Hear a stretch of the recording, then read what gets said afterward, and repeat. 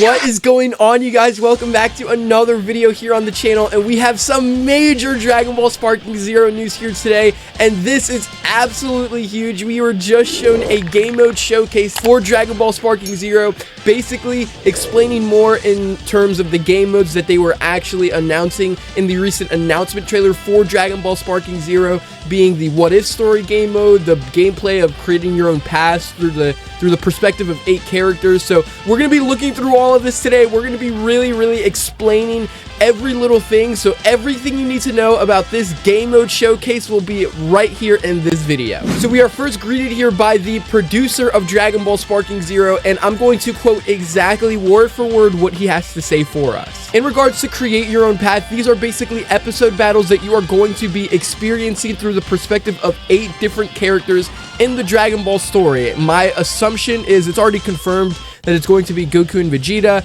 but my assumption is that you're also going to have Gohan and Trunks and Tien Shinhan and Piccolo added to that mix, but you are basically going to be experiencing the entire Dragon Ball story from each and every single one of their perspectives of the game, which is literally the exact same way that it was in the original Budokai 3 game. Yes, in the original Budokai 3 game.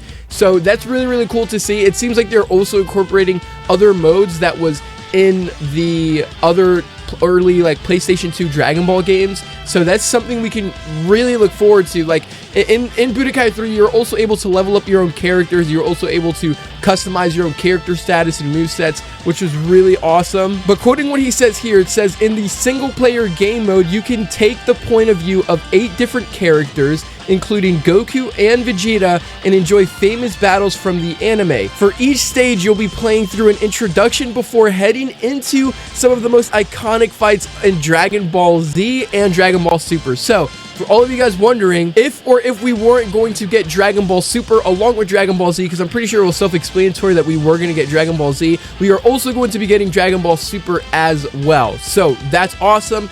And on top of all of this, he doesn't necessarily tell us who are the 8 characters that we are going to be playing as, but he does confirm that one of the 2 of the 8 characters is Goku and Vegeta, but I'm pretty sure that was pretty self-explanatory anyways, considering that they're basically like the 2 main characters as of right now where we are in Super. So, you know, he does go to say that the number of stages and battles vary by characters. For example, Goku has the largest number of stages, so depending on the actual character that you are reviewing for that certain perspective, you are going to vary with that specific character. So Goku has the largest number of characters because he's the main character, so he's going to be able to have the largest number of stages, probably from the World Martial Arts Tournament stage to West City stage to the Grassland stage to the Wasteland stage. You're basically going to be getting the most stages when it comes to Goku specifically, and then based off of other characters and how their story operates from their certain perspective, the actual stages that you have for them themselves are going to be different. Finally, he says, our goal for this mode is to allow players the satisfying challenge faced by characters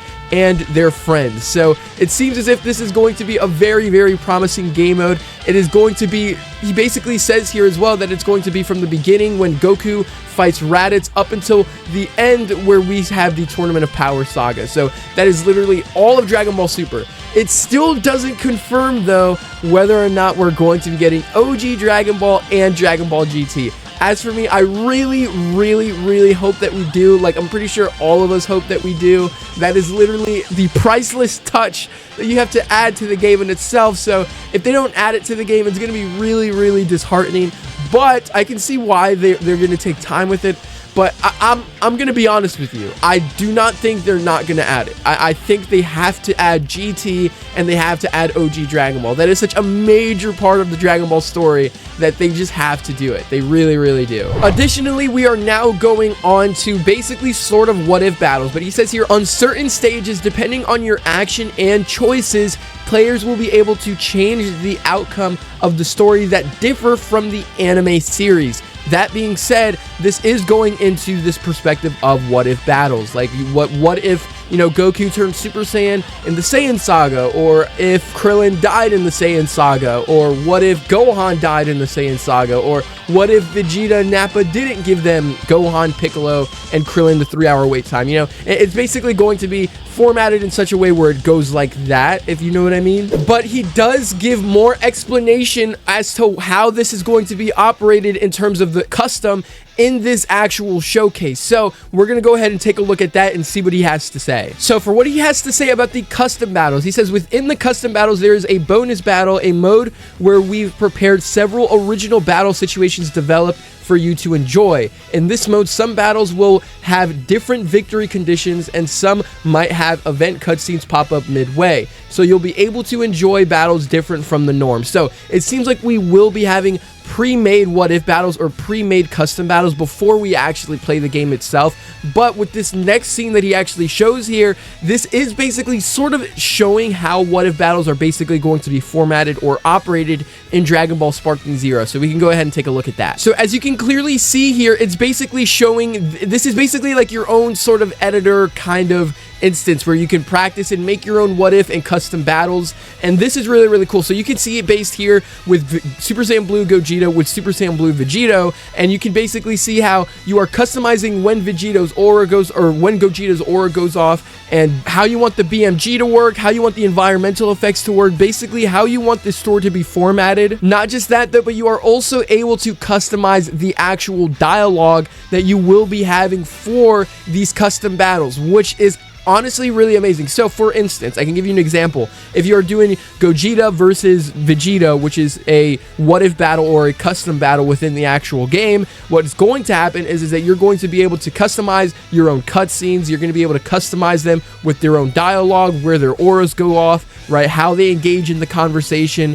right? The slow motion, the screen effects. It's basically going to be all of those formatted into one specific thing. So everybody is basically going to know what it's like to be their own editor when making these what if or custom battles, if that's what you want to call them for now. We're basically showed this scene that was basically showed at every single episode of Dragon Ball Z, or in Dragon Ball as a whole, where it shows the Dragon Balls and then the title for the episode, and then you actually go into the story itself. So that's really cool to see as well. You'll see the scene where you're able to switch between the characters of how you want the what if stories to operate. As you can see here is Vegeta Super, and then you're able to also change the character back down to Mr. Satan, and then you're able to customize the dialogue. As you can see here, it's Lord Beerus, that's something Mr. Satan says, and then it's the same thing when you switch it to Vegeta Super. Now, will the characters actually say these dialogues? I'm not entirely sure. I'm not sure if they're adding like pre-made captions where the characters will actually say certain things, or like, I don't know if they're gonna have like an AI bot that just says whatever they want them to say. I don't think so. I think it's just gonna be the text in itself, and you read it in itself, and you know, it's just motion and played in a certain way where you can just see how things are working in a sense. I think that's how it's going to be, because then they would have to record like over 1,000 different voice lines from the actual voice actors in order for them to actually have voice recorded captions on top of what we're getting in the gameplay. But this is absolutely insane. Like, this is probably the most amazing touch that we've ever had in any Dragon Ball game as a whole. Like, this could be used for so many different things, and upon being able to use it for your own enjoyment, you are also able to post them online so that other friends and other people around the world can also experience the amazing story that you've come up with. But moving on to the next portion of this showcase, it does actually talk about local verses. Now, this is really exciting as well. So, as I quote what he says, our focus for this game was seeing how far we could get players to really become Dragon Ball series characters. We wanted to show effects like the wind blasting around and the weather changing, just like charging your ki, and rocks and buildings being dramatically destroyed by the force of battle, and take advantage of the power of the latest generation of consoles. With that in mind, it was difficult to implement local split screen multiplayer while retaining those core elements, so we developed this game with online multiplayer and offline single player mode in mind. So for those of you guys who are wondering, that is confirming it. We will be having online multiplayer with your friends, and in addition to that, we are also going to be having local multiplayer with your friends at your local home. So that does confirm split screen. Now, he does mention here how it was basically hard to implement the explosion effects and all of these different effects with local multiplayer, so they were hesitant to actually add it, but you know, they added it anyways, probably just for nostalgic reasons. I'm pretty sure that with that being added, I'm not entirely sure if that's going to, you know, take away from some of the effects that we have within local multiplayer compared to online multiplayer.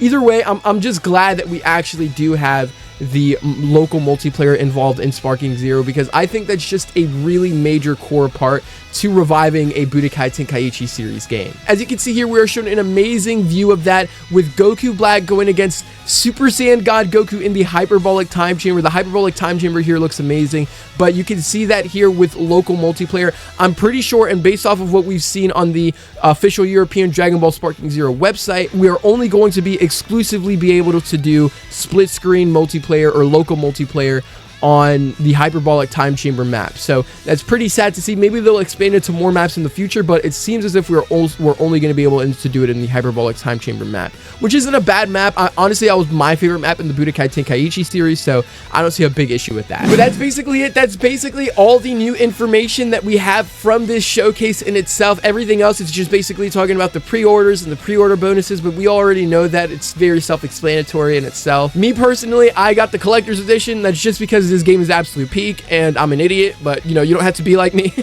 But no, this is absolutely hype. I cannot wait for this game. With giving more information on this, all it does is just excite me, as well as it does for you guys, on what we can actually expect this game to hold. So it's going to be really, really cool. Thank y'all so much for watching this video. Let me know what y'all are most hyped about for Dragon Ball Sparking Zero in the comment section below. Subscribe if you guys are new to the channel. Ring that notification bell if you want to be updated with anything Dragon Ball related. And I'll see you guys in the next video. Peace out.